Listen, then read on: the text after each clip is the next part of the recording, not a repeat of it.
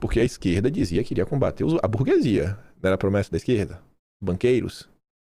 Bradesco tem lucro recorrente de 6,8 bilhões no primeiro trimestre. Vocês perguntam também na falar de dificuldade do Lula? Sim, a gente vai falar de dificuldade do Lula. Só mais uma notícia nesse mesmo tom que a gente fala. Itaú tem lucro de 12,3 bilhões no primeiro trimestre de 2026, uma alta de 10,4%. Os bancos no Brasil estão lucrando cada vez mais. Enquanto isso, como é que anda a vida da população? Pronto, agora vamos falar dos problemas que o Lula enfrenta.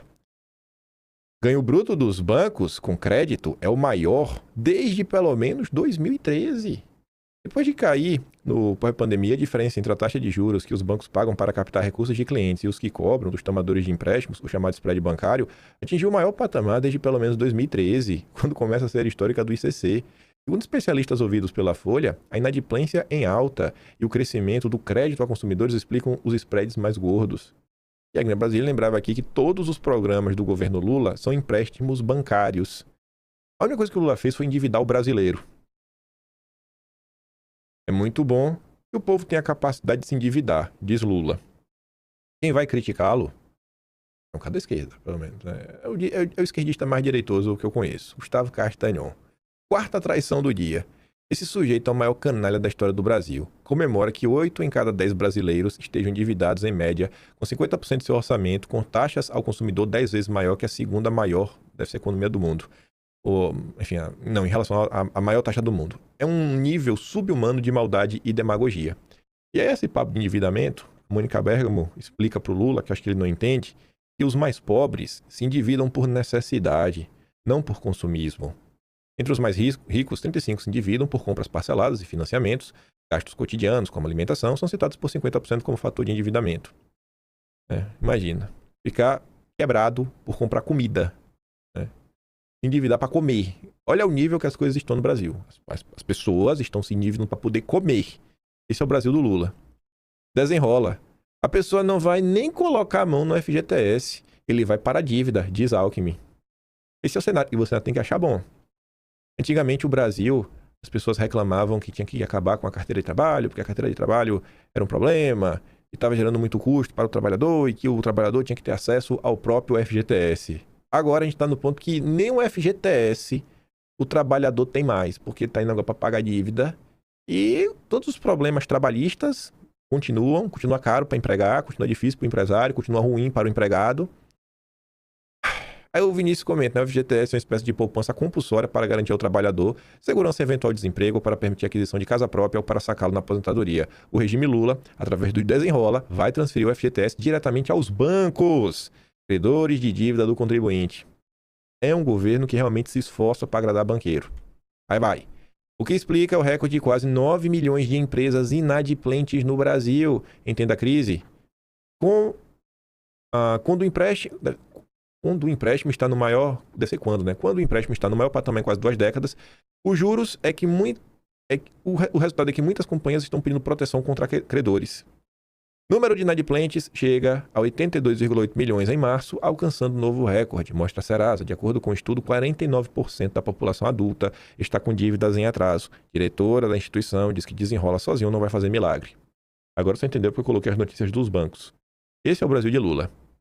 Um spread gigantesco, a Selic nas alturas, bancos lucrando bilhões e tendo crescimento ano após ano, enquanto o povo e as pequenas e médias empresas estão no preto, né? No vermelho mais. Estão no negativo. Um cenário desse fortalece ou enfraquece as chances do Lula se reeleger? É óbvio que enfraquece. Em tom eleitoral, Lula anuncia novo programa de renegociação de dívidas e critica sistema. A Leonardo Coutinho fala assim que Lula não se tornou apenas uma caricatura de suas ideias perdidas no tempo. Decidiu dar ao populismo dimensões superlativas. Os danos desse esforço eleitoral farão as pedaladas de Dilma parecerem inofensivas. Na prática, Lula avisou aos bancos que se os maus pagadores não honrarem suas dívidas renegociadas, a conta recairá sobre o Fundo de Garantia de Operações do Banco do Brasil, leia-se dinheiro público. Risco zero para os bancos e custo máximo para os cofres públicos. Em qualquer contexto minimamente sério, isso seria claramente enquadrado como abuso e, no mínimo, crime de responsabilidade. Aí vem a Folha. O que a Folha pensa? Algo vai mal quando há 2 programas Desenrola em 3 anos. Alta dos juros provocada por gasto do governo leva Lula a anunciar novo programa de renegociação. Aí o Castanhão comenta: olha o cinismo da elite brasileira. A taxa do cartão no Brasil é 440% ao ano. 10 vezes mais que no Peru, o segundo colocado. E aí o pessoal fala: não, mas o Brasil tem que pagar isso por quê? Porque o governo gasta muito. 10 vezes mais que o Peru, que é o segundo colocado. O Brasil é o pior do mundo. Pagamos a segunda taxa básica de juros real do mundo e 1 trilhão e 100 bi de juros por ano. Mas o problema é dos gastos do governo, né, que não constrói mais uma ponte, não constrói nada. Por que desempenho econômico de Lula 3 não se converte em popularidade? Por quê? A gente acabou de ver. O povo está no vermelho. Porque o povo está com um poder de compra cada vez menor. Porque a violência só aumenta. Vai falar de violência. Aí tá ali, o governo tem resultados sólidos. Eu não sei do quê. Resultados sólidos para quem? Porque para o afegão médio a realidade é bem diferente. Inflação, endividamento recorde, juros nas alturas, o salário evapora antes do final do mês. Aí tá ali, ó. Por que 48% considera a economia pior agora que no governo Bolsonaro? Por quê? Por que será, né? Por quê? Por que será, né? A dúvida é assim, como assim esse número não é acima de 90%? Ainda tem um povo aí que não está compreendendo a gravidade da situação.